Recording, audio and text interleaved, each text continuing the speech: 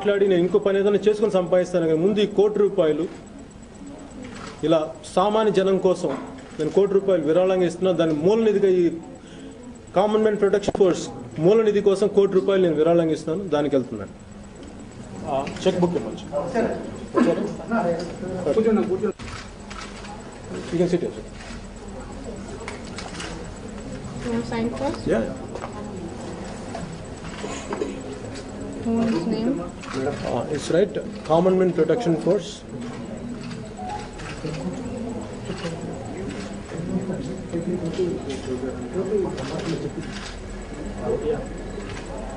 Amount? 1 crore.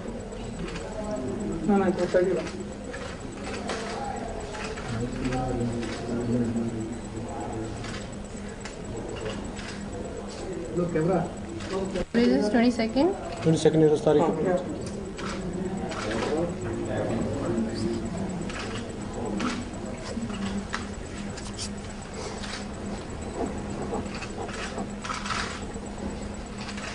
Get it up?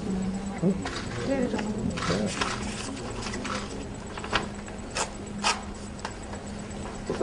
Sir, this is a 1 crore check, which I am giving as a contribution to my own company. Thank you. So henceforth, my life is going to be very transparent. Whatever issues, how many things which I have to face, I will face it. Even నేను జైలుకి వెళ్ళినా కొన్ని సంవత్సరాలు బయటికి రాకపోయినా నాకేం పర్లేదు. ఎందుకంటే నేను ఏ విధమైన తప్పులు మటుకు చేయలేదు. నేను ట్రాన్స్పరెంట్గా ఉంటాను. I'm ready for anything. I'm going to give my life for this country and for this human being, for people of my country. No matter who they are, where they are, I'm going to give up my life for this country with inspiration of the leaders whom I adore. Thank you, sir. Jai Hind. Sir, మీ fans కి message ఏంటి sir? Pavan fans. Sir, 1 crore rupees corporate పెట్టి common protection force అంటే ఇది చాలా పెద్ద policy చేసి మీ లైఫ్ లో. yes, sir. Fans message ఏంటి? Fans message, sir. మొదట ఒకటి నడవాలి సార్. నేను మంచి పని చేశానని నా అభిమానులు నమ్మకం కలిగినప్పుడు వాళ్ళు నడుస్తారు. నా అభిమానులు ఒక మంచి పని చేస్తే ఖచ్చితంగా నడుస్తారు. నడవకపోయినా పర్లేదు, ముందు నేను నడుస్తాను. నాతో పాటు ఎవరు వస్తారో చూద్దాం, నాకు తెలియదు ఈ రోజున. సో అంతేగా నేను అభిమానులు మీరు చేయాలని లేదు. అభిమానులు చేసినా చేయకపోయినా, ప్రజలకు ఎవరు నాకు చేసినా చేయకపోయినా నేను ప్రజల కోసం చేస్తాను. ఎందుకంటే ఇది నా స్వార్థం. నేను ఒక్కడే తినలేకపోతున్నాను డబ్బు. నేను ఒక్కడే ఇంత డబ్బు సంపాదించుకొని ఇంత ఖరీదైన కారులో తిరిగి నాకు బాధగా ఉంది. నాకు ఇంత సుఖం అవసరం లేదు. ఎందుకంటే నేను చచ్చిపోతే నాకు 6 అడుగులు నేల చాలు. అందుకే నాకు ఇన్ని చూసి ఇంకెన్ని ఇళ్ళు కొనాలి, ఇంకెన్ని ఊళ్ళల్లో నాకు స్థలాలు కావాలి, ఇంకెన్ని పొలాలు కావాలి, సంపాదించుకున్న ఆశ అయితే మటుకు నాకు ఖచ్చితంగా లేదు. ఎందుకంటే ఒకే ఒక జీవితం ఉంది. ఈ జీవితాన్ని సంఘానికి త్యాగం చేస్తాం, ప్రజలకు త్యాగం చేస్తాం.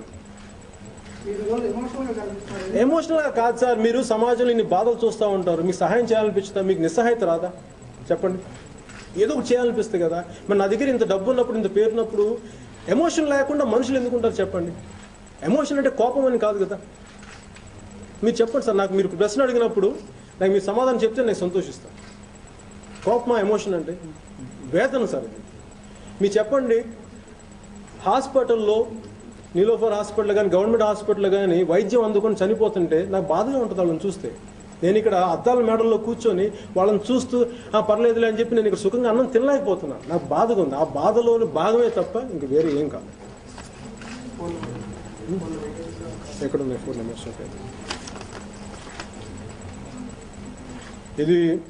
ఈ నా నెంబర్స్ అండి, ఈ అసోసియేషన్ నెంబర్స్ ఇవి నా పేరు మీద ఉన్నాయి. కాకపోతే ఇది ఒక్క రోజులో జరగదు. నేను అన్నిసార్లు తీసుకోలేకపోవచ్చు. బట్ నెమ్మదిగా ఇంకొక ఎన్ని రోజులు పడుతుంది మనకి? 40 days పడుతుంది. another 30-40 daysలో I think will come to ఒక రీజనబుల్ లెవెల్కి వస్తాం మేమందరం. ఈ నెంబర్స్ 9866344833.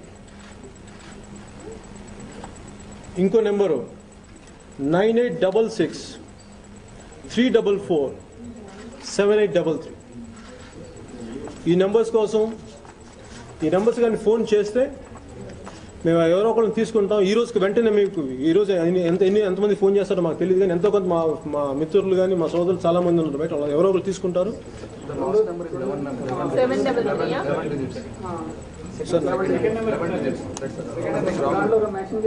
రాంగ్ నెంబర్ అండి. ఇది రాంగ్ నెంబర్. 10 digits. అంతే సార్. చూడండి మీరు ఆ కార్డు చూడండి. So 90 address number 32 Nandagiri Hills, Jubilee Hills check post, Hyderabad. ఈ ఇంటికి ఎవరైనా రావచ్చు. మీకు ఎలాంటి సహాయం కావాలో నేను కోరుకోవచ్చు. నాకు చేతనైంది అంటే నేను ఖచ్చితంగా మీకు చేస్తాను. లాస్ట్ క్వశ్చన్ శ్రీజ విషయంలో ఒకటి అడగండి సార్. చెప్పండి సార్. ఇందాక మాట్లాడుతూ అతని మీద క్రిమినల్ కేసులు ఉన్నాయన్నారు శిరీష్ భారద్వాజ్. అవును సార్. దానివల్ల ఫీల్ అవుతున్నాము. అవును సార్. దాని మీద మీ స్టాండ్ ఏంటి? పోలీస్ యాక్షన్ తీసుకోవాలా అవసరం లేదు? సార్ చట్టాలు ఉన్నాయి, న్యాయ వ్యవస్థ ఉంది. ఇక్కడేం న్యాయం ఏం చనిపోలేదు. అద్భుతమైన న్యాయమూర్తులు ఉన్నారు, అద్భుతమైన న్యాయ వ్యవస్థ ఉంది. ఇలాంటి న్యాయ వ్యవస్థకి లోపాలు ఉంటాయి, ఇది న్యాయం జరగకపోదని మటుకు నాకేం లేదు. ఖచ్చితంగా అలాంటి న్యాయ వ్యవస్థ అత్యంత గౌరవం ఉంది నాకు. ఆ న్యాయ వ్యవస్థ చూసుకుంటుంది. అంతేగాని దీంట్లో నా అభిప్రాయాలు కానీ ఏమి లేవు. ఆ కేసులు అవి మీ పాపకు తెలుసుండే అవకాశాలు ఎంత ఉన్నాయి ఇంతకు ముందు? నాకు నిజంగా తెలియదమ్మా. అది అంటే ఎంత స్థాయిలో ఉంటుంది అనేది మటుకు తెలియదు. ఎందుకంటే నేను ఎప్పుడు మాట్లాడలేదు.